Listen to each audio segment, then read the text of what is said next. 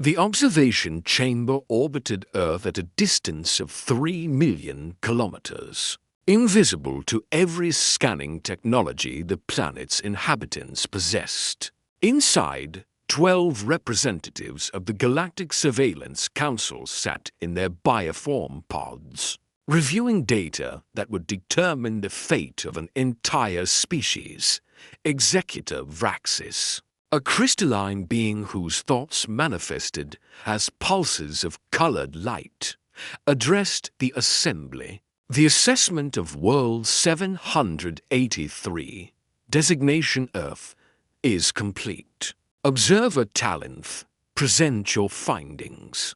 A six-limbed creature with skin like midnight oil rippled forward. Honored Executor, the dominant species, they call themselves humans, demonstrate minimal technological sophistication.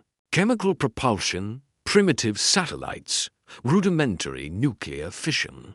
By our classification standards, they qualify as Category 7 primitives, and their social cohesion, asked Councillor Mera, whose gaseous form swirled with agitation. Fragmented, Talenth replied. Multiple nation-states in constant conflict. They possess weapons capable of rendering their world uninhabitable, yet continue producing more. War is endemic to their culture. Resource distribution is catastrophically inefficient. Environmental degradation proceeds unchecked.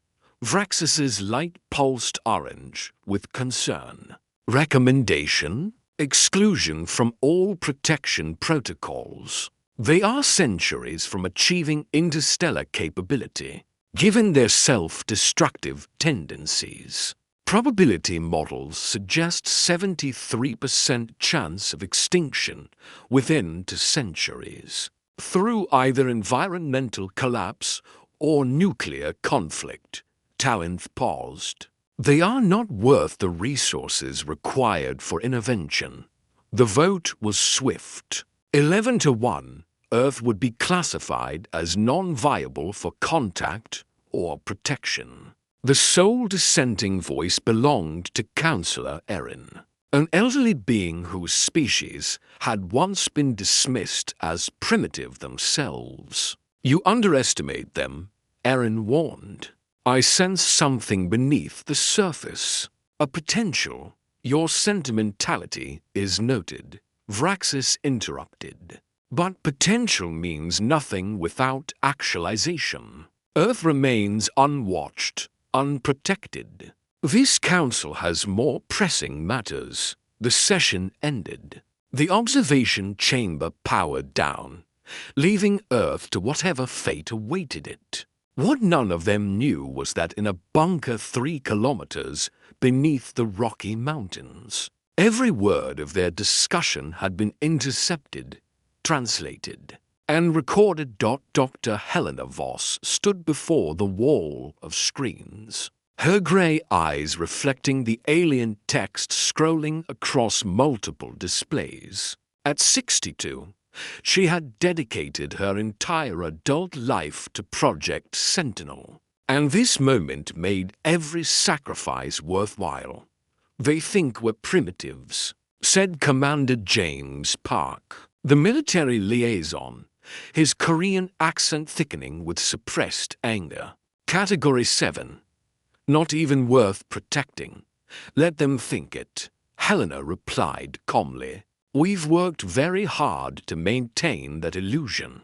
She gestured to the main screen, where a 3-dimensional map of Earth's actual technological infrastructure materialized. It looked nothing like what the Galactic Council had observed. Beneath the oceans, 17 massive shipyards hummed with activity, constructing vessels using principles of physics. The surface world wouldn't discover for another century. In orbital positions that appeared to be empty space, cloaked defense platforms waited in silence. On the dark side of the moon, A research facility larger than Manhattan ran experiments that would make the Council's scientists weep with envy. Status report. Helena ordered Dr. Yuki Tanaka, the project's quantum physicist, pulled up a holographic display. The quantum fold drive is operational on 12 of our destroyer-class vessels. The heavy cruisers are still in final testing, but they'll be ready within 6 months. Our graviton cannons exceed theoretical predictions by 340%. Personnel? Fully staffed, Commander Park answered. We've been recruiting from every nation since 1973. The best minds, the finest soldiers. They all know what's at stake. Current complement: 47,000 active personnel across all facilities, with another 150,000 in support roles worldwide. Helena nodded, allowing herself a moment of pride. Project Sentinel had begun in 1967 when a probe from an unknown species crashed in the Australian outback. Instead of announcing the discovery, a coalition of the world's major governments had made a different choice: learn, adapt, and prepare in secret. The wreckage had contained intact data cores revealing a terrifying truth. Earth existed in a galaxy teeming with life, most of it indifferent or hostile to primitive species. Civilizations rose and fell with regularity. Species that revealed themselves too early became slaves or experiments. Those that stayed hidden and prepared survived. So humanity had prepared. In the shadows, in silence, while the surface world continued its familiar patterns of conflict and cooperation, beneath it all, a unified human civilization worked toward a single goal: survival. Dr. Voss called out Marcus Webb, the astrophysicist monitoring deep space sensors. His voice was tight with tension. "We have a situation." The screens shifted, showing a region of space 17 light-years from Earth. What had been empty void now showed massive thermal signatures, hundreds of them, all moving in the same direction, toward Sol. Helena's blood went cold. Identification. Running spectral analysis against the Xenofleet database now. Marcus's fingers flew across holographic controls. Got it. Oh God. It's the Corinthian swarm. The room went silent. Everyone knew that name. The Corinthians were one of 7 apex predator species in the local galactic cluster. They didn't negotiate, didn't take prisoners, didn't leave survivors. They consumed worlds, literally processing entire biospheres into raw materials for their hive ships. "How long until they reach us?" Helena asked, her voice steady despite the fear clawing at her chest. "At current velocity, 47 days. Commander Park was already on the secure channel to the surface governments. "This is Sentinel Prime to all nodes. Initiate Protocol Omega. This is not a drill. We have incoming hostile force, ETA 47 days. All assets to full combat readiness." Helena watched as, around the world, leaders received the message they'd all hoped would never come. In Washington, Beijing, Moscow, London, Delhi, Brazilian, every capital city heads of state were being woken and informed that the secret their predecessors had kept for 50 years was about to be revealed. "In the worst possible way, Dr. Voss," said Yuki quietly. "We're not ready. 6 more months and we'd have the full fleet operational. Right now, We have 12 destroyers for cruisers and the defense platforms. Against a Corinthian swarm, she shook her head. The database says they travel in groups of 200 to 500 ships. Then we work with what we have. Helena straightened her shoulders. Humanity has faced extinction before. We've survived ice ages, plagues, world wars. We'll survive this too. How? Marcus asked. We're outnumbered, outgunned, but not outsmarted, Helena interrupted. The Corinthians are predictable. They rely on overwhelming force because it always works. They've never faced an opponent who fought with strategy instead of strength. She smiled grimly. They think we're primitives who don't even know they exist. That's our advantage. Over the next 2 weeks, Project Sentinel revealed itself to the world in carefully controlled stages. News broadcasts showed footage of the hidden shipyards, the advanced technology, the scope of the preparation. The initial panic was intense riots in some cities, accusations of government conspiracy, religious upheaval, but it was quickly overshadowed by the greater threat. The Corinthians were coming, and humanity had to unite or die. The response was extraordinary. Within days, volunteers flooded recruitment centers. Scientists offered their expertise. Industrial capacity was redirected. The nations of Earth, so often divided, came together with a singular purpose. In the command center beneath the Rockies, Helena watched the final preparations with a mixture of hope and dread. The destroyers were sleek vessels, each one bristling with weapons that bent the laws of physics in impossible ways. The cruisers were larger, slower, but capable of delivering devastating firepower. The orbital platforms formed a defensive sphere around Earth, ready to create kill zones in space. It wasn't enough. She knew it wasn't enough. But it was all they had. Commander Park approached, his expression grim. First contact in 4 hours. The swarm has been detected at the edge of the Kuiper Belt. Preliminary scans show. He paused. 370 for ships. Helena closed her eyes briefly, then opened them with renewed determination. Sound General Quarters. All personnel to battle stations. Send the message to the Galactic Council to. What message? Tell them the primitives of Earth send their regards, and that they might want to watch what happens next. As the alert klaxons began to wail throughout the facility, Helena thought about all the years of preparation, all the sacrifices made in secret, all the hopes invested in this moment. The galaxy thought humanity was primitive, weak, unworthy of protection.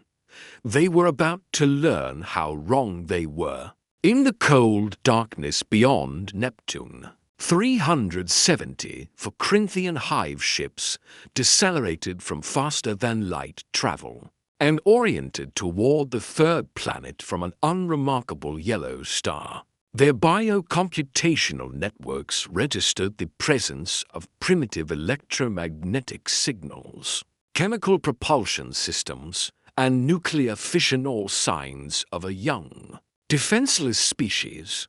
The swarm began its approach, confident and unhurried. They had no idea they were flying into the most sophisticated trap humanity had ever devised. The war for Earth's survival was about to begin. The Corinthian swarm moved through space, like a plague of locusts, their organic ships pulsing with bioluminescent patterns that served as communication across the fleet. Hive Queen's Arthraxis occupied the largest vessel, her massive form suspended in nutrient fluids, while neural tendrils connected her consciousness to every ship in the Armada docked through composite eyes that saw across multiple spectrums. She observed the small blue world ahead. The preliminary scans had been accurate. Primitive technology, minimal orbital presence. No defensive capabilities worth mentioning. The harvest would be complete within days. Begin standard intimidation protocol, she commanded, her thoughts transmitting instantly across the fleet. Let them see us. Let them despair. The swarm dropped their stealth fields, becoming visible to every telescope and sensor on Earth. 370 for massive ships, each 1 kilometer long. Their organic hulls covered in chitinous armor that had withstood plasma fire and nuclear detonations from 100 conquered worlds. On Earth, billions of humans looked up at the night sky and saw new stars that moved, that grew larger, that brought with them the promise of annihilation. In the command center, Dr. Helena Voss watched the Corinthian fleet advance with calculated precision. Every move matched the patterns from the recovered database. Predictable. That was good. They're maintaining formation Delta 7, reported Marcus Webb. Standard harvest approach. They'll establish orbital positions around the planet, then deploy atmospheric processors. Time until they reach engagement range. 90 minutes. Helena activated the ship-wide communication system. All Sentinel forces. This is Voss. The enemy believes we are helpless. They believe this will be easy. Let's teach them the cost of underestimating humanity. All units, maintain dark protocol until my signal. Make every shot count. Across the Sol system, Earth's hidden fleet waited in silence. The 12 destroyers hung in the void like ghosts, their quantum-fold drives keeping them phased slightly out of normal space, invisible, undetectable. The 4 cruisers orbited beyond Mars, their graviton weapons charging, and around Earth itself. 73 orbital platforms floated among the debris and commercial satellites. Disguised as space junk. Commander Park stood beside Helena, watching the tactical display. They're not even scanning aggressively. They think we're no threat. Good, Helena replied. Yuki, status on the quantum fold disruptors? Dr. Tanaka looked up from her console, her face illuminated by blue holographic light. Charged and ready. Once we activate them, the Corinthians won't be able to enter FTL within the system. They'll be trapped here with us. Poetic justice, Park muttered. They came here to cage us. Instead, they've caged themselves. The swarm reached the orbit of Neptune, then Uranus. Still they came, unhurried and confident. Zathraxis examined the electromagnetic chatter from Earth news broadcasts filled with panic. Governments issuing evacuation orders that had nowhere to evacuate to. Religious leaders praying to their various gods. Typical primitive behavior. They always panicked. They always prayed. And they always died. Deploy atmospheric analysis probes, she commanded. I want full biochemical assessment. Determine optimal processing vectors. A dozen smaller craft detached from the main fleet. Biomechanical scouts that would enter Earth's atmosphere and sample the air, water, and soil. Within hours, the swarm would know exactly how to break down the planet's biosphere into usable components. The scouts had just crossed the orbit of Mars. When they simply ceased to exist, Zarthraxis' neural network flared with confusion. 12 scouts destroyed simultaneously. No debris, no energy signatures. They were simply gone. Analysis? She demanded. Unknown. Hive Queen, responded the tactical coordinator. A lesser queen whose consciousness managed the fleet's defensive systems. Sensors detected no weapons fire, no energy discharge. The scouts registered a brief quantum fluctuation, then complete signal loss. Launch another wave. Full sensor suite active. 24 more scouts deployed. This time, the swarm's sensors were focused, watching every spectrum, recording every data point. The scouts vanished the same way, but this time, for a fraction of a second. The sensors caught something, a ripple in space-time itself. 12 points of distorted reality that appeared, fired, and disappeared before conventional weapons could even target them. Ships. The primitives had ships. Combat alert, Zarthraxis transmitted. Full defensive formation. Activate all sensor rays. The swarm began to reorganize. Their relaxed approach formation tightening into combat clusters. But they were still advancing. Still confident that whatever weapons the humans possessed couldn't possibly threaten 370 for Hive. Ships, they crossed the orbit of Earth's moon. Helena Voss smiled. Now, space around Earth erupted with light. The orbital platforms revealed themselves, no longer disguised as debris. 73 weapons emplacements opened fire simultaneously, and the weapons they unleashed were nothing the Corinthians had ever encountered. Graviton beams focused streams of manipulated gravity that didn't damage armor.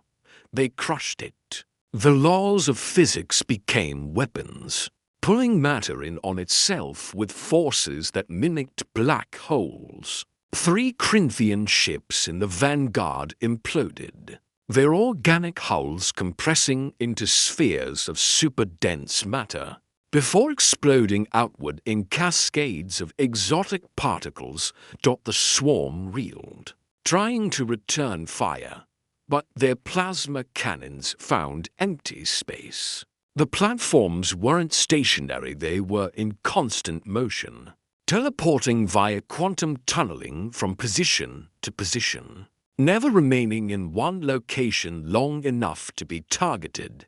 Deploy the destroyers, Helena ordered. 12 sleek vessels phased into normal space, appearing among the Corinthian fleet like wolves among sheep. They were smaller than the Hive ships, faster, and they moved with a precision that was almost artistic. Their quantum fold drives allowed them to shift position instantaneously, appearing behind a target, firing, and vanishing before return fire could be calculated. The destroyers didn't use conventional weapons either. Their primary armament fired streams of exotic matter particles that existed in states of quantum superposition, simultaneously solid and not solid. When they struck organic matter, the quantum uncertainty collapsed, choosing to exist as antimatter. The results were spectacular. Hive ships detonated from within as their own biological components became fuel for matter-antimatter annihilation. In the first 3 minutes of combat, the swarm lost 18 ships. Zarthraxis' confusion turned to fury, then to fear.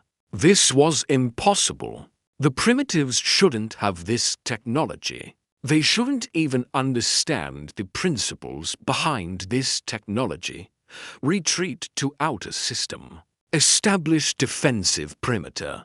Activate FTL drives.